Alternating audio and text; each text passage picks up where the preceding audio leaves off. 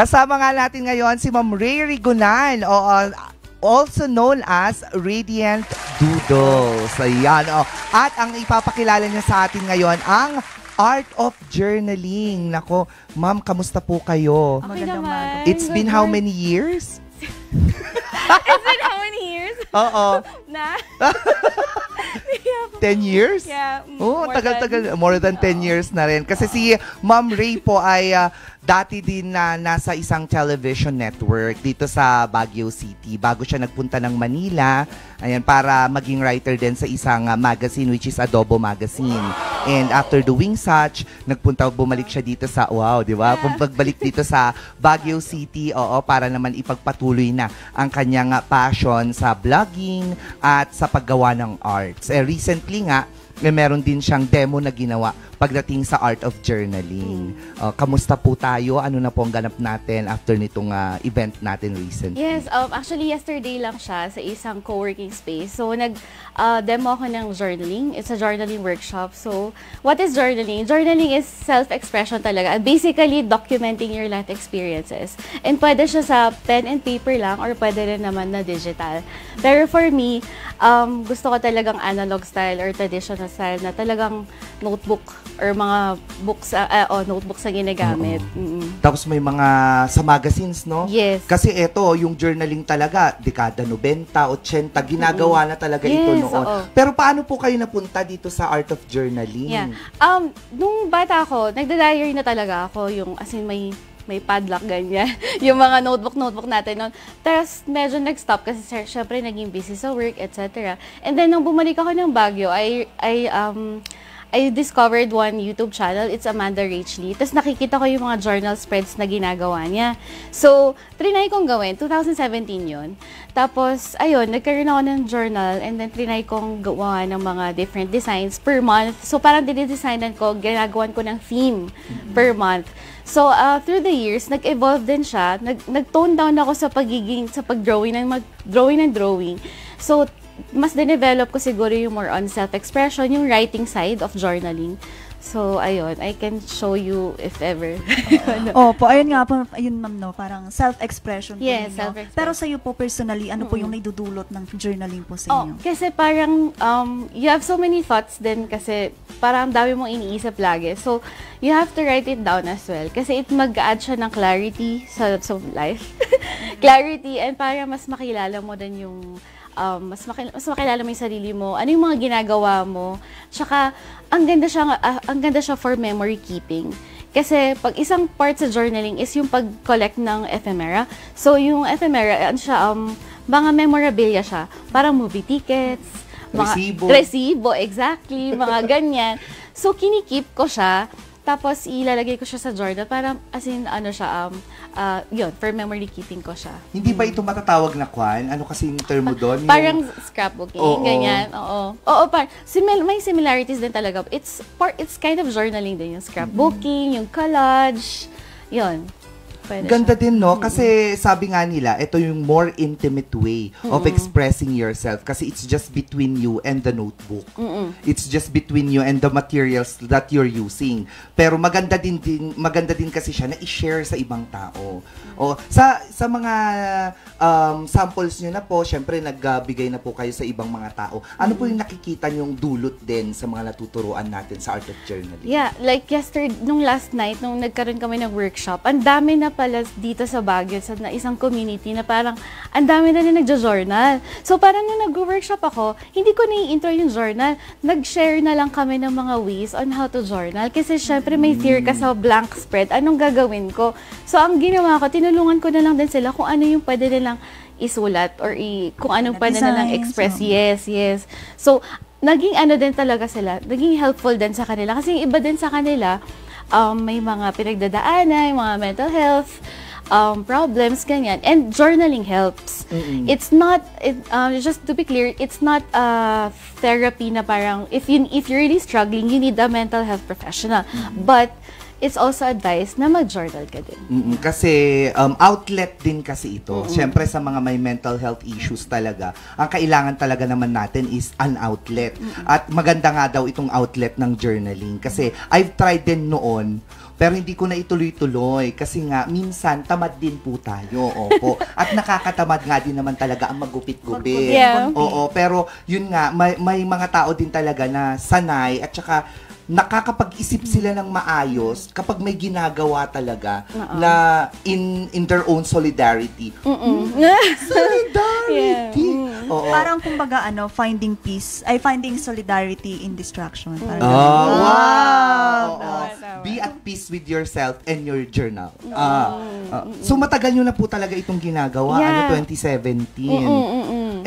So far, ano po yung mga pagbabago, yung changes natin na napapansin natin from journaling before sa journaling natin ngayon? Yeah. Yung mga journaling ko before, parang every month, maraming design yung mga days. Kunwari yung mga days na ganito. Maraming design. Pero ngayon, nag-tone down na siya na stickers na lang, konting punit-punit, tas sulat na lang na, tas gamit ka na lang ng colored pencil para mas ma-designan siya. So, ito yung planner ko, as in for daily tasks. Mga to-do list. So, magsusulat ako ng boxes dyan, tapos... May pa-check. Check. So, it's a good feeling na parang may ginawa kang task, tapos i-check mo, di ba, na-complete mo siya. Tapos, I have another journal, which is my catch-all journal, yung creative journal. Yung, andito na lahat ng ephemera, lahat ng mga introspection, yung mga tickets, ganyan. So, mga pictures din, tapos mga drawing, ganyan. Minsan may sasagutin ako mga journal prompts. So, ito yung example ng journal prompts. Meron akong stickers, actually. So, sasagutin ko siya. How do I feel right now as I just woke up? Yung mga ganyan. Ay! Tapos sagutin mo siya, ganyan. Para mas, isusulat mo siya, ganyan. Napansin ko po, etong mga malalaking fans natin, calligraphy. So, nag-aral din kayo mag-calligraphy? Yes, meron akong na-attendan isang workshop. Tapos yung mga friends ko din, sila Ate Donna, ganyan. Si Donna. Yes.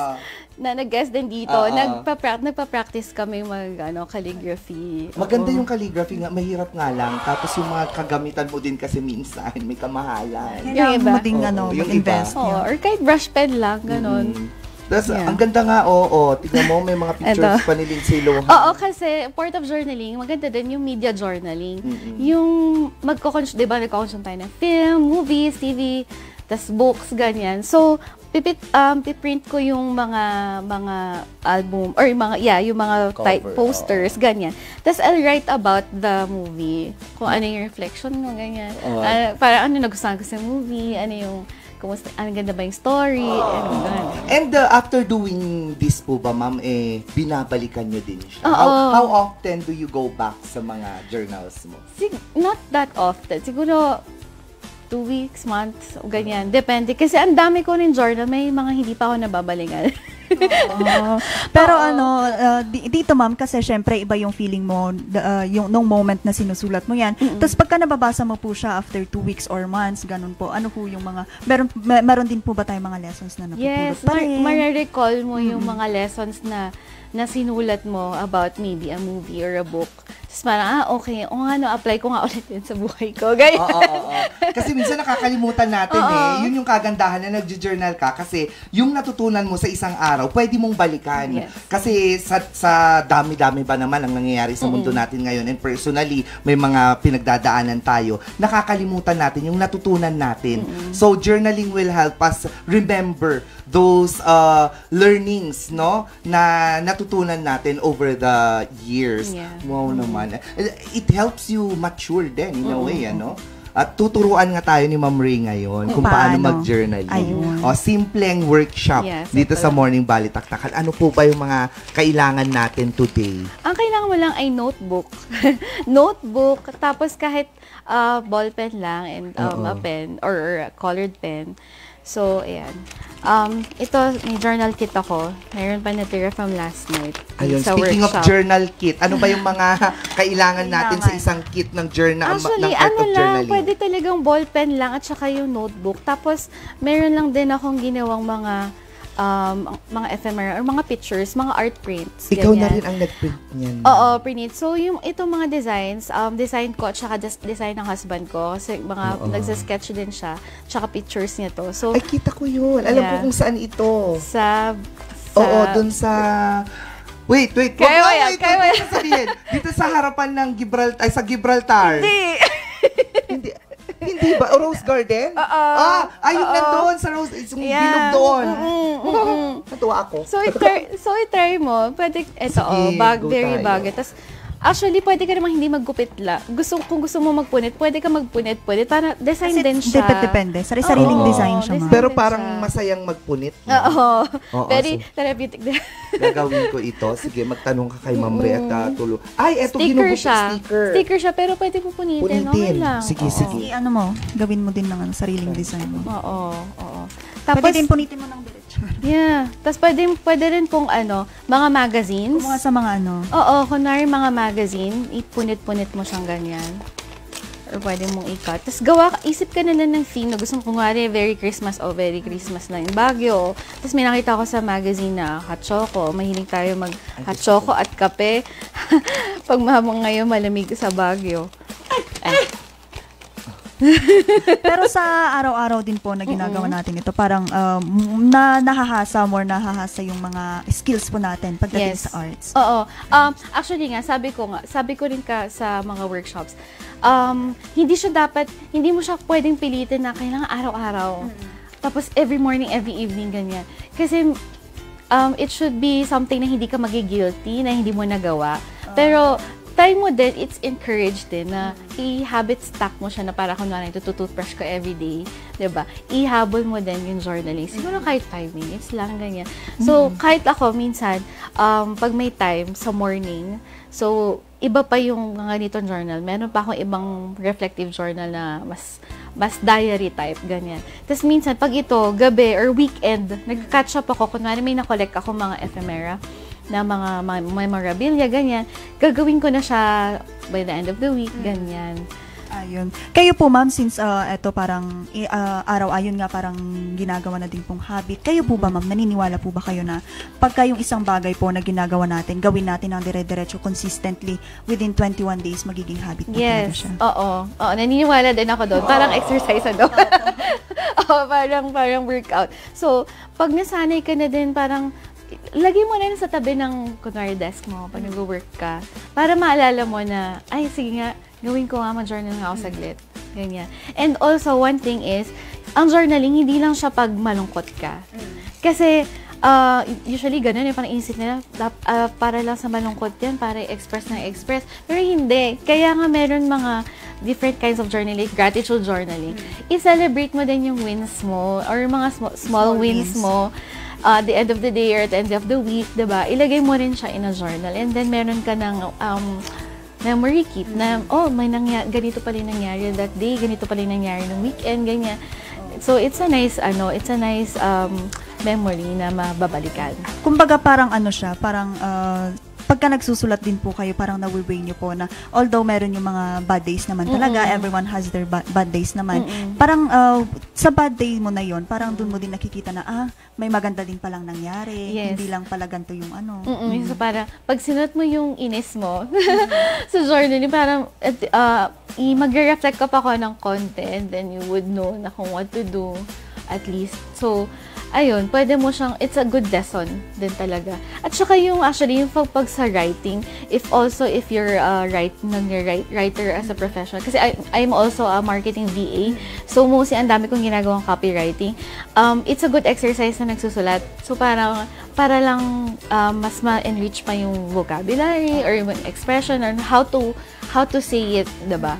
Kunwari, if you're happy, how happy, describe how happy ka dun sa nangyari. Kumbaga parang yung gusto mo na ma-feel din nila kung ano yung nararamdaman mo through words lang. Yes, yes, pwede. And also, syempre, journal, through words and pictures or any photos, ganyan. and ephemera. Masyadong invested naman, Miss Bea. Yes. Oo, kasi parang ang ginagawa ko na vision notebook, vision journaling. Oo. Okay din yun. Pwede rin, since right now, pa-enda ng year, magta-2025 na, so maglagay tayo gawa rin tayo ng vision board journaling, kung ano yung mga gusto mong mangyari for next year, ganyan. Ako, tignan mo, healthy.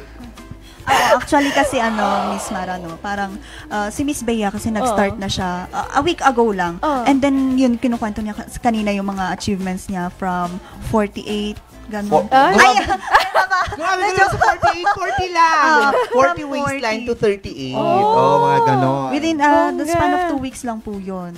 Kaya yung mga ginilalagay niya, mga for healthy. Tsaka Miss Bea, baka gusto mo rin i-try ang food journaling, food log. So parang medyo time consuming, pero bawat time nakakain ka breakfast, lunch, and dinner, isulat mo. May time na ganun ginawa ko for 2 months. Parang, sabi ko, ito na pala yung pattern na kinakain ko. So, okay, alam mo na kung ano yung i-improve mo, ano yung iwasan mo. Kasi panay yun at yun na lang pala, gano'n. Tapos, ma-realize mo din kung how much yung nagastos mo. Yun yung kailangan ko, yung sa gastos, ma'am. Expense tracker. Expense tracker na journaling. Para ma-monitor mo din. Tapos ang ilalagay mo talaga doon, yung mga resibo ng binili mo. Pwedeng naka-allocate ka sa isang notebook lang for mga resibo. Wala tapos balik-balikan mo kung gaano ka kagastos. Siyempre, ang dami-dami nyo na pong journal. Saan nyo po siya kinikip? Meron pa kayong book stand para sa journal cabinet. Actually, nakatago siya sa isang container mo na talaga. Pero sa dami, sa tagal na din po, 2017. Nagkasya pa naman. Kasya pa. Ilan? Hindi ko mabilang. Ilan pa? Ang dami na din. Siguro mga more than 20 na mga notebook or mga journal. Iba-iba siyang mostly mga ganyang mga journal. Tapos magsusulat din ako dito. Di ba ang ganda? Di ba? Ipakita nga natin. Kung gaano kaganda yung ginawa ko. Sorry. Di ba? Siya, parang yan yung gusto mong, parang vision mo. Yes, for good health. Good health and pine trees. So, kakain na ako ng pine trees. For good health. Breathe Baguio. Pine trees. Isusulat ko din yan siya. Dapat nakakaligraphy. Hindi naman calligraphy. Hindi pwede to. Tapos, ang ilalagay ko, don't forget to breathe. Ang ganda. Dementia. To breathe. Tapos, lagyan natin sa breathe Baguio. 4. Sabi nga dito sa journal ko, don't forget to breathe. Ayan. Di ba? Pak. Pak. Kita mo yan? Ganyan ang mag-journaling. Ganda. Ganda na. So, pwede ko na talagang umpisahan ang magaganda. Sa'yo na yan. Dapat may pirma po kayo. Grabe sa pirma. Kayo doon. Ayan, may pirma ka din doon. Tapos dapat may picture din po. Picture. Later. Dapat dito. Sige, go. Wala. Sulat ko lang Ang sulat mo lang yan, The Case Against Jews. Diyos! Nakita ko lang naman dito sa isang magazine. Ayan, keep journaling. Ang ganda ng penmanship nyo, ma'am. Hindi! Internet. Sabi ko nga, pag nagka-calligraphy ako, ang ganda ng sulat ko. Pero pag yung simpleng sulat, wala yung mga ganyan. Ang gulo ng sulat ko. marami tayong nakikita ngayon ng mga ganito, lalo na sa social media, na napapadaan na lang, ang dami.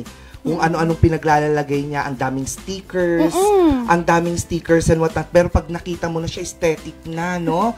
Ang ganda. Ang galing nilang ano na yung tawag po yung pinagpapatong-patong. Oo, mag-layer ng mag-collage, ganyan. Tapos nakakatulong din ito syempre kapag mahilig ka din mag-design sa mga kwarto mo. Pwede mong gawin muna siya sa journal mo and then i-apply mo siya. Yes, tama pwede. po, di ba? Tama. Parang kunwari mga coloring, ay gusto kong maiba ngayon itong kwarto ko. So, eto yung mga kailangan ko, yung mga tela-tela din. Oo. Kasi apart from ang journaling pala, apart from yun yung nakakapag-release, parang wrong yung release. Parang na-express mo Express. yung gusto mong sabihin, parang nagiging architect ka na din sa mga design mo, no? Yes, totoo. Oo. Kasi tignan mo ito. May mga nadidevelop ng Ito yung mga- isa pang maganda, no? Kasi yung pictures mo with friends, Yes, yung oo. mga nakilala mo sa social climbing events. Diba? Kasi kumbaga, Parang hindi mo sila makalimutan. Para Mga document numbers nangyari, nila. no? Yes, numbers nila ay eto nang isa-social climb ko next. for connection purposes, mga ganong factor. Yun kasi yung term ko lang talaga pag lumalabas. social climbing. Social climbing events. Hindi, in a positive way. Yeah. Ganun Ano yun siya. Kasi it's building connections, tapos makikita mo siya. You get to remember them not only by face, Yes. but also by name.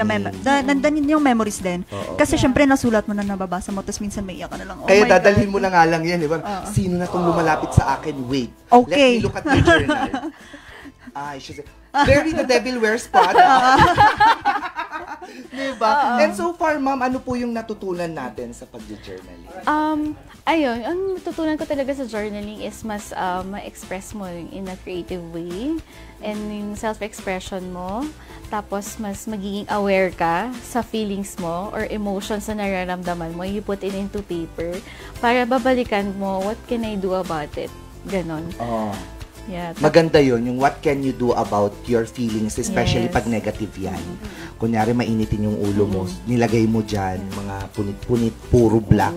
What can I do about this to make it more colorful?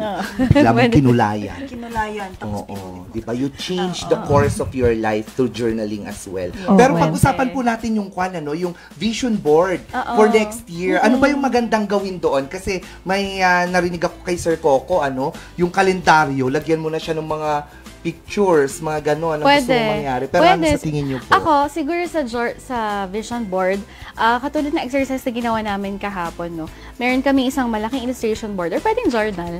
Lagay mo sa gitna, anong intention mo for the year? So, siguro, kunwari, you want abundance. Ayan. Pera yung Oo, ilalagay mo. sulat mo lang yung abundance sa gitna.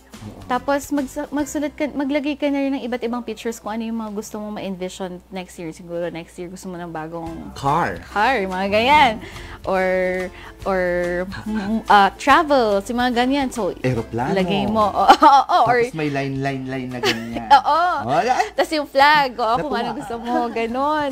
Excited ka na din? Na-excite Gawin ako. mo na din. Mag-vision board talaga ako kasi akong ilalagay ko naman isang malaking katawan na lalaki sa gitna. Ano yan? Boyfriend ko. Ha? Hindi, ako pala yun talaga. At the end of this year, mga gano'n. Mag-gym ako para mga ganong factor. Ang ganda din, Yeah. no? Maglagay ka din ng affirmations. Kunwari parang, okay, I am courageous, I am brave, I am beautiful, mga ganyan. Lagay mo yung mga anything positive na pwede mong siguro ma-incorporate within next year, for next year. Eto, may question pa po ako, Ma'am Ray, regarding dito sa journaling natin. Would it be called na parang invasion of privacy if someone will like read or look at Browse. your... Yeah. Oo. Oo. Actually, ako nga, yung mga journals ko na to pinapakita ko sa inyo, okay lang pakita ko. Pero meron akong journal na kinikip sa bahay na para sa akin lang. So, parang invasion of privacy siya. Ganun na. Oo. Although, andun lang siya, yung mga kasama ko naman sa bahay, hindi naman nila babasahin. And, hindi nila mabasa yung Yung pen sulat masyado. mo, kunada nga rin ni Ilocano, kas laki na ray kay Timano. Oo, kas laki na ray kay Timano. Kapay na birbiru ko nagtabagas. Pero hindi sa iyo yan. po, ma'am, yung mga times po na nakakaranas po tayo ng stress, sobrang stress, ganun po. Nakakatulong po ba sa pagpapakalma sa Yeah. inner self o sa sarili natin yung ganun? Oo, minsan, kaya pangit yung sulat ko pag parang diary type in journal. Kasi ang bilis ko nang isulat. Andito na sa utak ko kasi, syempre siguro inis ka, ganyan. Ang bilis ko na isulat. Then after pag medyo mas magaan, na-release ko na, ganyan. Na-release ko na yung, nalabas ko na yung hate, siguro, ganon. Pero kahit naman masaya yung nangyari, parang, I get to write this na, ang saya pala, ang saya nung time na yun. It's nice na makita mo. Kasi meron akong journal na, yung first part ay things that I'm grateful for. Tapos, yung next is, ang nakasulat is, ano yung hindi naging okay or what didn't go well. Tapos the next is what are you looking forward to? So parang yung una yung isipin mo, okay, anong gratitude, yung pwede mong may sulat na, anong nice na nangyari. And then next, sige. Pero meron something pa rin na what didn't go well eh. May hindi pa rin okay. Magbo-bullet form lang ako noon na, pwede namang bullet form lang, hindi lang yung sobrang paragraph, ganyan. Tapos the next is, what can I look forward to? So ano yung pwede mong pang gawin to siguro ma-change yung perception mo kung ano nangyari sa'yo na masama. Yeah. Ganda niyan. Pati sa mga nagde-devotion, maganda ito, no? Yes, Kasi madalas yung mga nagde-devotion, puro sulat-sulat lang. Yes. Ngayon, mag-incorporate ka na ng mga photos, stickers, mga magazines. So pretty. Yes. Oo. Na-excite ka na din. Talaga. Pero para po, mas makilala nila ang art of journaling, paano po ba nila kayo makontak for a workshop? Mag-reach out lang po kayo sa aking blog page, which is Radiant Doodles. I have two blogs, Radiant Doodles. Doon ako naglalagay lahat ng mga pictures ng mga journals ko. And then I have a lifestyle account na I Am Radiant. Sa Instagram po? Yun, parehas. Radiant Doodles. Radiant Doodles or I Am Radiant. Ayan. Ako, maraming salamat. At huling mensahe po natin sa mga manonood natin pagdating sa mga nais palang umpisahan at sa mga nakapag-umpisa na. Pag mag-journal ka, kailangan mo lang ng pen and paper. It doesn't have to be very artsy as long as it's your journal and you can express it on your own. Makakatulong yun sa inyo. Keep journaling lang. So try to just start journaling lang. Start writing. Ayun. Maraming salamat. Mama Ray Rigonan, or also known as Radiant Doodles. Ganda